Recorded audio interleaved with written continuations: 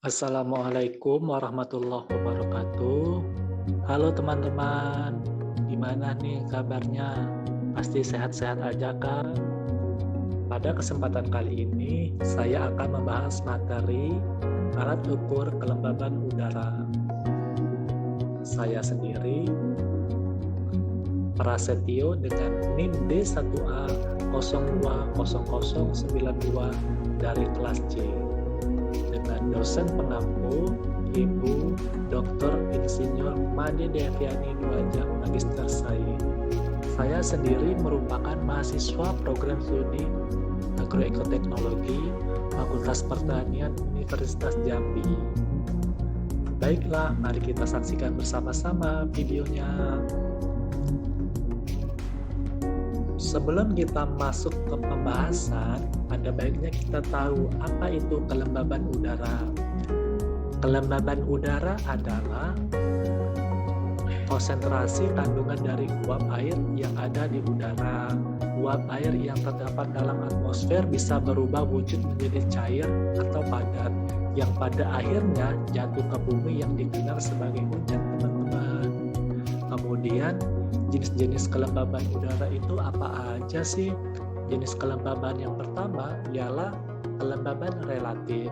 Kelembaban relatif ini menunjukkan perbandingan jumlah uap air di udara dengan jumlah uap air maksimum yang bisa dikandung oleh udara pada suhu yang sama. Kemudian jenis-jenis yang kedua ialah kelembaban absolut, teman-teman, atau biasa disebut juga dengan kelembaban mutlak. Kelembaban absolut ini merupakan massa uap air yang berada dalam satu satuan udara. Kelembaban ini dinyatakan dalam satuan gram per meter kubik. Untuk jenis yang ketiga ialah jenis kelembaban spesifik. Kelembaban spesifik ini merupakan perbandingan massa uap air di udara dengan satuan massa di udara. Kemudian kita masuk nih alat ukur kelembaban udara yang pertama ialah barometer, teman-teman. Barometer ini sebuah alat ukur yang berasal dari bahasa Yunani, yaitu baros yang artinya bobot serta metron yang artinya ukuran. Jadi dapat diartikan bahwa barometer adalah alat ukur yang berfungsi untuk mengukur tekanan udara. Untuk gambarnya secara umum ini bisa kita lihat ini, teman-teman. Kemudian jenis-jenis barometer itu apa aja sih? Untuk jenis yang pertama ialah barometer merkuri atau air raksa. Barometer merkuri atau air raksa ini merupakan jenis barometer tertua, teman-teman.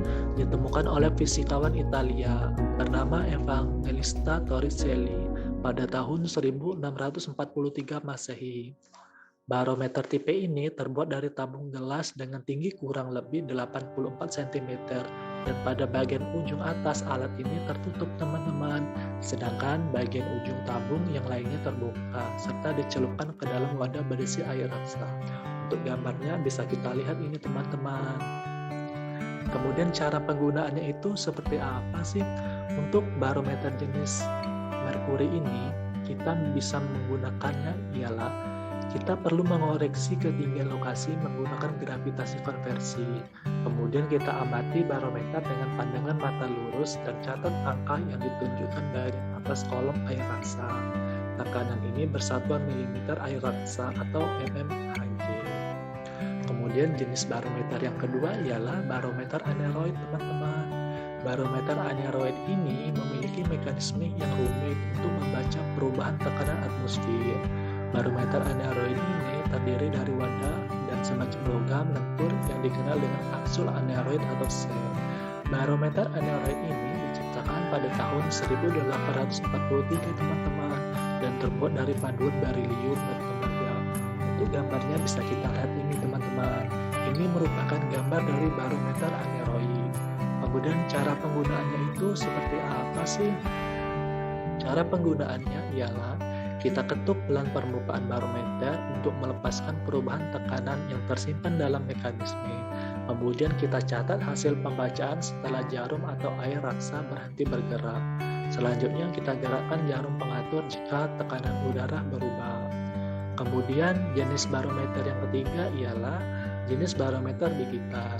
Barometer digital ini merupakan jenis barometer yang paling baru teman-teman. Jenis alat yang satu ini dilengkapi dengan suatu layar yang bisa memperlihatkan hasil pengukuran suhu dengan benar-benar tepat. Untuk gambarnya bisa kita lihat ini teman-teman. Kemudian cara penggunaannya dan cara kerjanya itu seperti apa sih? Cara penggunaan dan cara kerjanya ialah berdasarkan sensor yang ada di dalam instrumen. Sensor tersebut akan menangkap sinyal dan memprosesnya pada pengondisian sinyal dan meneruskannya ke rangkaian microcontroller yang merupakan blok ADC atau analog digital converter. Input berupa sinyal analog akan diubah menjadi sinyal digital dan kemudian akan ditampilkan outputnya pada layar LCD teman-teman. Wah, ternyata jenis barometer ini ada banyak ya teman-teman. Kemudian alat pengukur kelembaban selanjutnya ialah psikometer. Psikometer ini merupakan alat yang dirancang untuk menentukan kelembaban udara di atmosfer teman-teman. Prinsip pengukuran dari alat ini merupakan salah satu teknologi pengukuran kelembaban udara yang paling akurat saat ini. Jenis-jenis psikometer antara lain sebagai berikut teman-teman. Yang pertama itu psikometer Assessment, yang kedua itu psikometer seling teman-teman. Untuk gambarnya itu ini merupakan jenis psikometer. Kemudian kita jelaskan itu apa sih itu psikometer Assessment. Psikometer Assessment ini merupakan salah satu alat pengukur kelembaban udara teman-teman. Psikometer Assessment ini terdiri dari dua buah logam termometer air rasa dengan pelindung logam pengkilat. Psikometer Assessment ini memiliki karakteristik yaitu kecepatan putaran kipas sekitar 3-5 meter per sekon. Lama putarannya itu 3-5 menit dan jangkauan suhunya itu kurang dari 30 sampai lebih dari 50 derajat Celcius teman-teman. Untuk gambarnya itu bisa kita lihat ini teman-teman. Kemudian cara penggunaannya itu seperti apa sih? Cara penggunaannya ialah kita pasang di lapangan untuk mengukur suhu dan kelembaban udara. Alat kemudian kita gantung pada sebuah tiang teman-teman. Untuk keperluan sinop biasanya alat digantung sehingga kedua termometer bola berada pada ketinggian 1,2 sampai 2 meter di atas permukaan tanah teman-teman. Alat yang dipasang menghadap angin dan sedemikian rupa sehingga logam mengkilat mencegah sinar matahari langsung sampai ke termometer, terutama pada angin teman-teman.